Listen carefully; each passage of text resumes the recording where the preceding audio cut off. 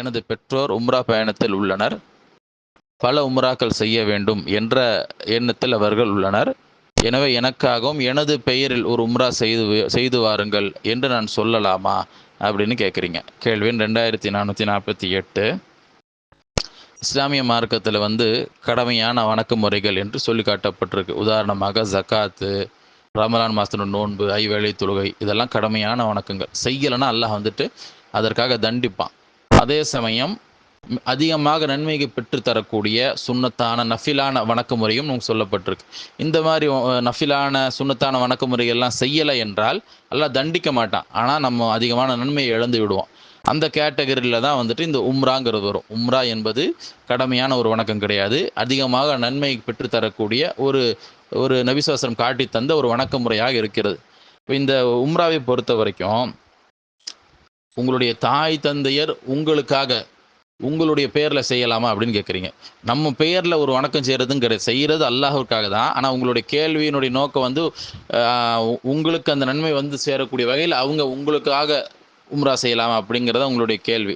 ஆனால் இஸ்லாத்தினுடைய மிக முக்கியமான ஒரு அடிப்படை 2வது அத்தியாயத்தினுடைய 134ஆம் வசனத்தை அல்லாஹ் கூறி காட்டுகின்றான். அதுக்கு முன்புள்ள வசனங்கள் எல்லாம் முன் சென்ற சமுதாயத்தினை பற்றி அல்லாஹ் சொல்லிட்டு கூறுகிறான். தில்க உம்மத்துன் கது ஹலத், அவர்கள் எல்லாம் சென்று விட்ட சமுதாயத்தினர், லஹாமா கசபத் வலக்கும்மா கசபத்தும், அவர்கள் சம்பாதித்தவை அவர்களுக்கு, நீங்கள் சம்பாதித்தவை உங்களுக்கே, வலா தஸ் அலூன அம்மா கானு அமலோன், அவர்கள் செய்து கொண்டிருந்தது பற்றி நீங்கள் கேட்கப்பட மாட்டீர்கள் என்று அல்லாஹ் கூறி காட்டுகிறான். அப்போ என்ன விளங்குதுனாக்கா, எனக்கு நன்மை வேணும் அப்படின்னா நான் தான் செஞ்சுக்கணும். மற்றவருக்காக நான் செய்ய முடியாது. செய்து நன்மையை என்ன செய்ய முடியாது, பார்சல் செய்து அனுப்ப முடியாது. அதே போல் தீமையும் கூட நான் செஞ்சிட்டேன்னா அந்த தீமையை எடுத்து எனக்கு, என்னுடைய பெற்றோருக்கோ, எனது குழந்தைக்கோ, என்னுடைய எதிரி மீதியோ சாட்டி விட முடியாது. நான் செய்த செயலுக்கு நான் தான் பொறுப்பாளி, நான் தான் அதனுடைய பரிசையும் பெறுவேன், தண்டனையும் பெறுவேன் என்று நாம் என்ன செய்துக்கலாம், இந்த வசனத்திலிருந்து விளங்கி கொள்ளலாம். அதே போல் 53ஆம் அத்தியாயத்தினுடைய 38 மற்றும் 39ஆம் வசனத்தில் அல்லாஹ் கூறி காட்டுகின்றான். அல்லாஹ் தஸிரு வாசிரத்தும் விஸர உஹ்ரா வஅல்லைஸ லில் இன்சானி இல்லா மா ஸஆ, ஒருவர் மற்றவனுடைய சுமையை சுமக்க மாட்டார். மனிதனுக்கு அவன் முயற்சித்தது தவிர வேறு எதுவும் இல்லை, வேறு எதுவும் கிடைக்காது அப்படின்ற கருத்தில் அல்லாஹ் கூறி காட்டுகிறான். இதிலிருந்து என்ன விளங்குதுனாக்கா, நான் முயற்சித்து நான் எதை செய்கிறனோ அதனுடைய பலனை நான் கண்டுக்குவேன். மற்றவருக்கு அதனுடைய பலனை என்ன செய்ய முடியாது, மறுமையில போய் சேர்ப்பிக்க முடியாது அப்படின்ற கருத்து இந்த வசனத்திலிருந்து நம்ம செய்யுது, நமக்கு விளங்குகிறது. அப்போ உதாரணமாக இப்போ 2 ரக்காத் நஃபில் நீங்கள் தொழுவுறீங்கன்னு வைங்களேன். 2 ரக்காத் நஃபில் தொழுதுட்டு, இறைவா இதனுடைய நன்மை எனது தாய் தந்தையருக்கு நீ கொடுத்து விடு, அல்லது எனது குழந்தைக்கு கொடுத்து விடு அப்படின்னு சொல்லி நம்ம இனியத்தை செஞ்சுக்கலாமா? அப்படிப்பட்ட ஒரு வணக்க முறை மார்க்கத்தில் கிடையாது. 2 ரக்காத் நஃபில் தொழுதிங்கன்னா நீங்கள் தானே தொழுதிங்க, உங்களுக்கு தான் என்ன செய்யும், நன்மை கிடைக்கும்.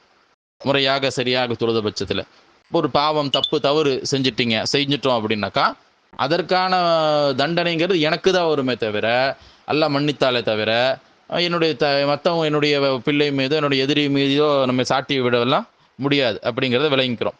ஆனால் அதே சமயம் மார்க்கத்தில் சில விதிவிலக்கும் சொல்லப்பட்டிருக்கு.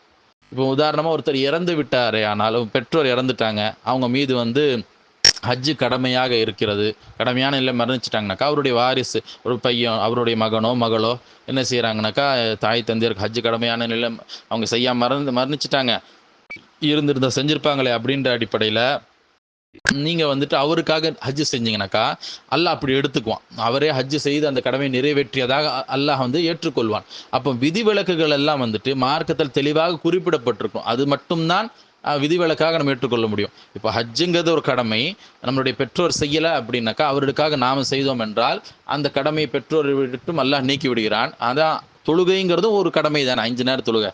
அவங்க தொழாதவங்களாக மரணிச்சிருக்கிறாங்க அப்படின்னா அதற்காக நம்ம தொழலாமா? தொழுவது என்பது கூடாது. ஏன்னா இதற்கு எந்த விதமான ஒரு ஆதாரமும் கிடையாது. தொழுகைங்கிறது அவரவர் உயிரோடு இருக்கும்போது செஞ்சுக்கிட்டாருன்னா அவ்வளோதானே தவிர, என்னுடைய தாய் தந்தை தொழுவில் அப்படிங்கிறதுக்காக நான் அவருடைய 5 நேர தொழுகைன்னு சொல்லிட்டு நான் தொழ முடியுமா? அப்படி செய்வதுங்கிறது மார்க்கத்தில் தடுக்கப்பட்டது. ஏன்னா நபிசசம் காட்டித்தராத ஒரு விஷயமாக போய்விடும். அந்த மாதிரி நம்ம செய்யக்கூடாது. எதற்கு ஆதாரம் இருக்கோ அதுக்கு மட்டும் தான் செய்யணும். இப்போ உதாரணமாக இறந்து விட்டவங்களுக்கு நன்மை சேர்க்கக்கூடிய வகையில் தர்மம் செய்யலாம்.